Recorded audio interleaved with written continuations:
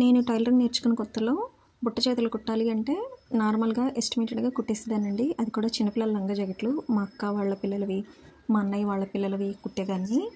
కానీ షేప్ బ్లౌజెస్కి, పెద్దవాళ్ళ బ్లౌజెస్కి బుట్ట చేతులు ఎలా పెట్టాలో తెలీదు. వాళ్ళు నార్మల్ హ్యాండ్స్ ఇచ్చి బుట్ట చేతులు పెట్టమంటే ఎలాగో తెలీదు.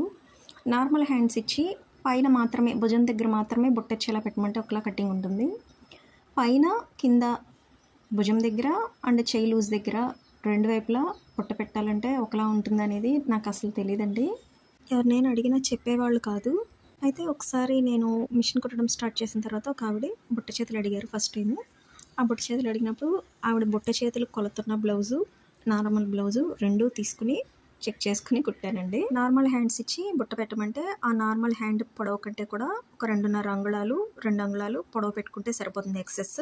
చెయ్యి లూజ్ దగ్గర కూడా బుట్ట కావాలంటే వీడియోలో చూపించిన విధంగా పెట్టుకోవాలండి. వీడియో నచ్చితే లైక్ చేయండి.